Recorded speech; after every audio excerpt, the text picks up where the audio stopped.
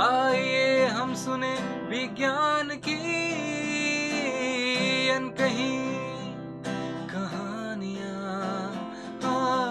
आइए हम सुने विज्ञान की अनसुनी कहानियाँ। एक नई दुनिया की आवाज़ आपकी आवाज़, विज्ञान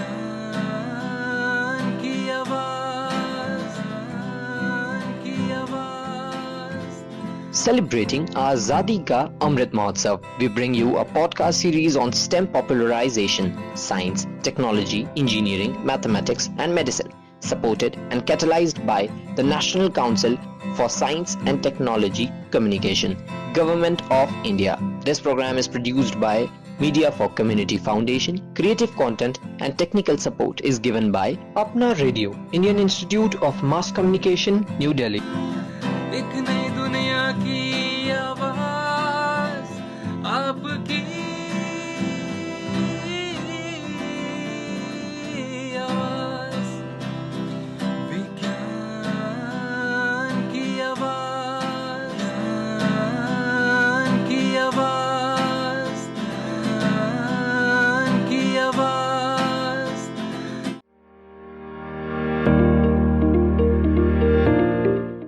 साइंस, टेक्नोलॉजी, इंजीनियरिंग, मैथमेटिक्स और मेडिसिन के क्षेत्र में कार्यरत भारत के विज्ञान में आज हम बात करेंगे भारत के तटीय क्षेत्रों के संरक्षण को लेकर।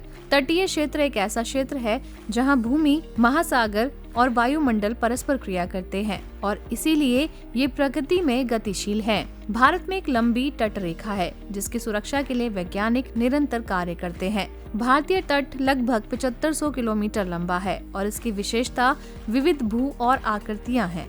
तंत्र पारिस्थितिकी भारत के संदर्भ में तट एक ऐसा स्थान है जहां भूमंडल, महासागर, जीव मंडल और वायुमंडल परस्पर क्रिया करते हैं। इन घटकों के बीच द्रव्यमान और ऊर्जा का लगातार आदान प्रदान इस प्रकार होता रहता है।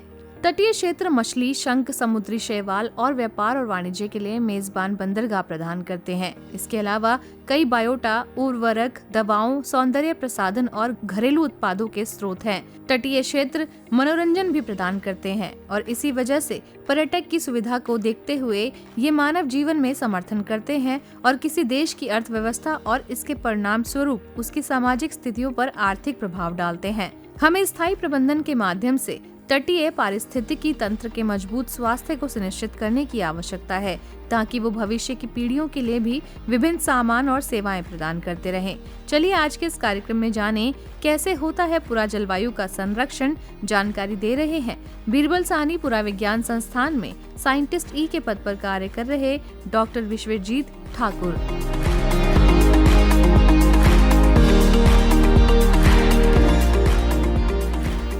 मेरा नाम डॉक्टर विश्वजीत ठाकुर है। मैं बीरबल साहनी पुरा वनस्पति विज्ञान संस्था में सन 2006 से कार्यरत हूँ। जब मैंने ज्वाइन किया तब मैं साइंटिस्ट बी के पद पर था और आज मैं साइंटिस्ट ई की पद पे बैठा हूँ। इन 18 वर्षों में मैंने अपना कार्य जो है वो भारत के तटीय क्षेत्रों पे, खासकर अरेबियन सी और बे ऑफ बंगाल के ऊपर प्रमोट किया है। बेसिकली क्या है कि कहते हैं कि तटीय क्षेत्र अगर हम देखें अपने भारतवर्ष का, वो लगभग 7600 वर्ग किलोमीटर एरिया कंप्लीट करते हैं और इस एरिया का बहुत सारा निर्भरता तटीय जानकारी के ऊपर निर्भर करता है। जैसे साइक्लोन है, टाइड्स है, चक्रवात कह सकते हैं, इनको टाइड्स कह सकते हैं। उसके अलावा लंबे समय के दशक में यही तटीय क्षेत्र जो है आगे के और पुराने समय के विकास और ट्रांसपोर्ट का ज़रिया रहा है। अब ट्रांसपोर्ट के ज़रिए में बेसिकली एक ज़माने में बहुत सारा यही समुद्री तट पोर्ट रूप में पहचाना गया, लेकिन धीरे धीरे क्या हुआ, मौसम की तीव्रता या उसके थमाव की वजह से क्या हुआ कि ये पता नहीं चला कि ये पोर्ट जो है आज की तारीख में अबेंडन हो गया। जैसे अगर हम एग्जाम्पल लेके चलें, पोरबंदर है आपका, उसके बाद द्वारका है।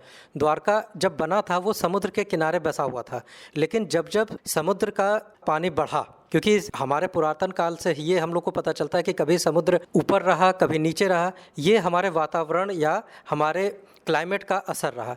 हमारा क्लाइमेट का असर अरेबियन सी और बे ऑफ बंगाल में 2 तरीके के मानसून से कंट्रोल्ड है, और वो दोनों मानसून क्या है, साउथ वेस्ट मानसून जैसे दक्षिण पश्चिम मानसून, और दूसरा नॉर्थ ईस्ट मानसून, मतलब कि आपका उत्तर पूर्ववर्ती। ये माना जाता है कि पुराने समय में, जब आज से लगभग 10,000 साल पहले जब सभ्यता शुरू हुई, तो सभ्यता शुरू होने के समय पे इन तटीय क्षेत्रों पे बहुत सारा जानकारी मिलना प्रॉब्लमेटिक, एक इस तरीके से अवरोधक था, क्योंकि जानकारी तटीय क्षेत्रों के बारे में किसी को थी नहीं उतनी। और तटीय क्षेत्र आज की तारीख में भी बहुत उपयोगी माने जाते हैं। और अगर हम देखें तो लगभग आज से 2-2.5 साल पहले तटीय क्षेत्र के आसपास ही अधिकतर आबादी कंसंट्रेटेड थी। तो इसका के कारण क्या है कि कहते हैं वहाँ पे एक तो समुद्री जीव जंतु के साथ में वो, और दूसरा मैंग्रोव्स, जो वहाँ पे तटीय पेड़ पौधे हैं, जो कि बहुत नेचुरल कैलेमिटीज़, मतलब कि जैसे नेचुरल आपदाएं हैं, उनसे बचाने के लिए आपको बहुत हेल्प करती थी, क्योंकि उनकी जड़ें लंबी होने की वजह से। अब हमारा संस्थान चूँकि पुरातात्विक विषयों पर शोध करता है, तो इन सब शोध करने के लिए हमारा तटीय क्षेत्र आज की तारीख में इसलिए बहुमूल्य माना जा सकता है, क्योंकि यहाँ का पर्यावरण और यहाँ की चीज़ें हमारे कॉन्टिनेंट के अंदर, मतलब कि हमारे जो क्षेत्रीय पार्ट हैं उसके ऊपर बहुत इफ़ेक्ट करती है। क्यों?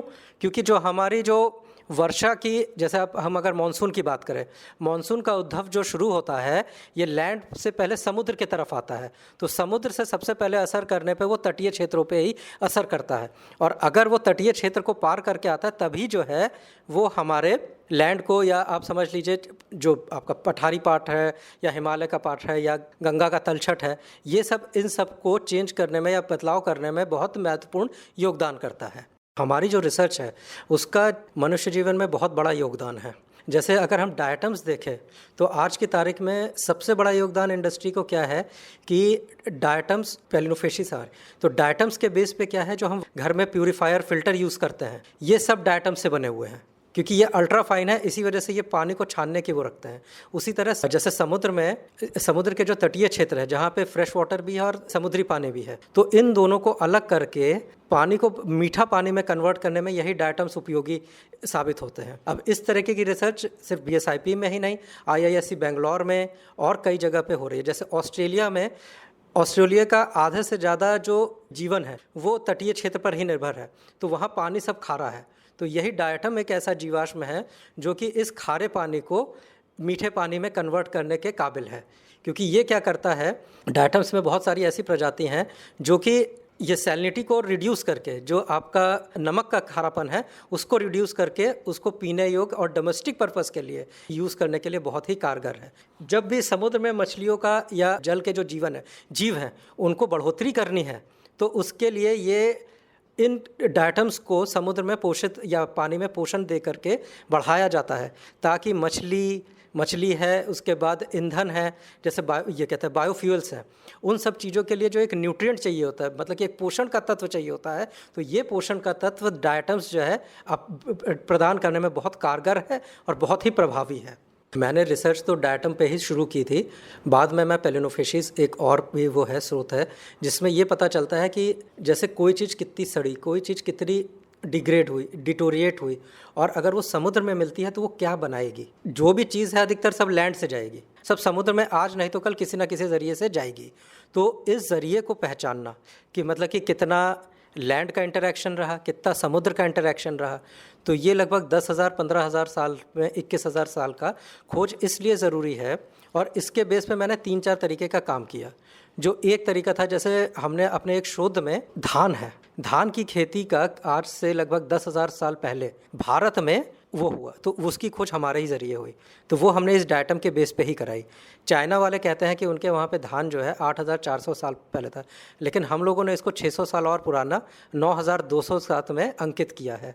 तो ये शोध जो है हमारे भारत में लहुरा देवा आर्कियोलॉजिकल साइट में आज भी चिन्हित है, और वो आर्कियोलॉजिकल साइट आज भी पहचानी जा रही है। उसके बाद हम अभी केरला में इसी तरीके का शोध कर रहे हैं, क्योंकि नॉर्थ इंडिया में तो हमको हड़प्पन्स और इन सब चीज़ों की जानकारी है, लेकिन साउथ इंडिया में हम लोग को ये नहीं मालूम कि उन्होंने खाने में, क्योंकि हमको पता है कि कहता केरला को राइस बाउल ऑफ इंडिया कहा जाता है, तो वहाँ धान कब से शुरू हुआ कितनी सदी पुराने से शुरू हुआ है इसकी जानकारी नहीं है। तो वर्तमान में हमारा ये काम चल रहा है कि केरल साउथ इंडिया में धान की चीज़ कब से शुरू है, इससे हम उस जगह की सिविलाइजेशन के बारे में बताने के लिए मनुष्यों का वहाँ पे संगठन है, कब से शुरू हुआ और उन्होंने क्या क्या कार्य किए, उन्होंने खाने के लिए किस तरीके की चीज़ों का उपयोग किया, इस तरीके की चीज़ों की जानकारी हम अभी तक भारत के शोध में नहीं है। ये हम उस कार्य को कर रहे हैं और निकट भविष्य में हमारा ये चीज़ रहेगा कि कहते हैं कि पोर्ट तो इस्टेब्लिश है, पोर्ट के साथ का मतलब कि इंसान वहाँ पर रह रहा है, लेकिन खा क्या रहा है,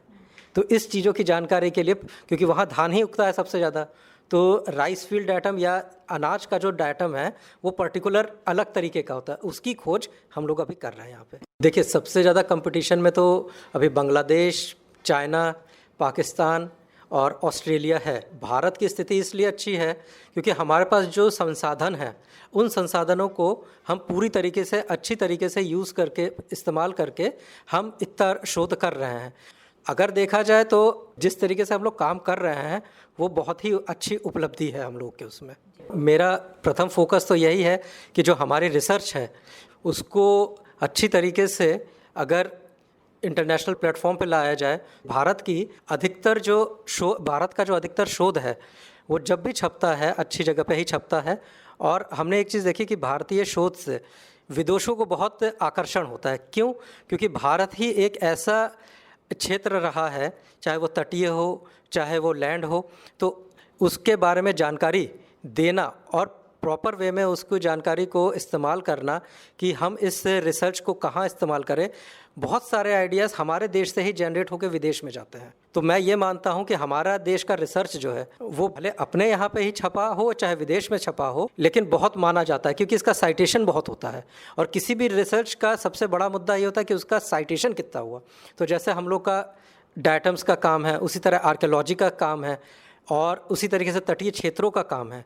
ये इंटरनेशनल और नेशनल फोरम पे बहुत ही ज़्यादा जाना माना है। और भविष्य में अगर हम देखें तो हो सकता है कि हमारे जो सभ्यता के जो चेंजेस हैं और वो सभ्यता आने वाले समय में कैसे किसी चीज़ को कंट्रोल करती है। जैसे अभी अगर हम बताएं 5000-4000 साल के आसपास जो है ये माना जाता है बहुत ही ड्राउट का टाइम रहा है, मतलब कि वहाँ पे बहुत ज़्यादा वो रहा, सूखा था। तो लोगों ने किस तरीके से अनाज और उस तरीके से वो किया। उसी तरह जब वर्षा बहुत ज़्यादा हुई तो वर्षा जब ज़्यादा हुई तो उस टाइम पे कैसी फसलें उन लोगों ने, तो ये स्रोत हमारे पास है। और ये स्रोत होने की वजह से क्या है कि हम उस तरीके की प्रक्रिया को अच्छी तरीके से जानते हैं। और जानने की वजह से क्या है, हम उसी चीज़ को अच्छी तरीके से अगर करके डेवलप करते हैं तो भविष्य में हम जो है अगर सूखा या बाढ़ या इस तरीके की सिचुएशन आती है तो हम ऐसे उस सिचुएशन को कैसे कोप अप कर सकते हैं। और मेनली हमारे यहाँ आबादी तो बहुत ही ज़्यादा है, तो अगर हमारे पास खाद्य स्रोत का पूरा प्रॉपर अरेंजमेंट नहीं होगा तो बहुत दिक्कत हो जाएगी।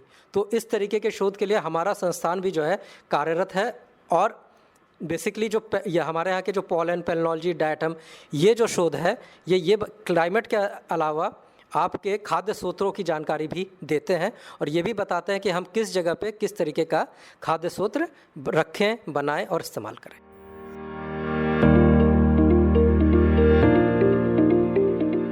डॉक्टर विश्वजीत ठाकुर, आपका हमारे साथ जुड़ने के लिए बहुत बहुत धन्यवाद।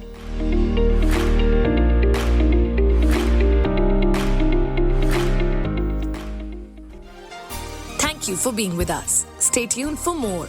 You can also listen to these podcasts on Spotify, Apple, and Google.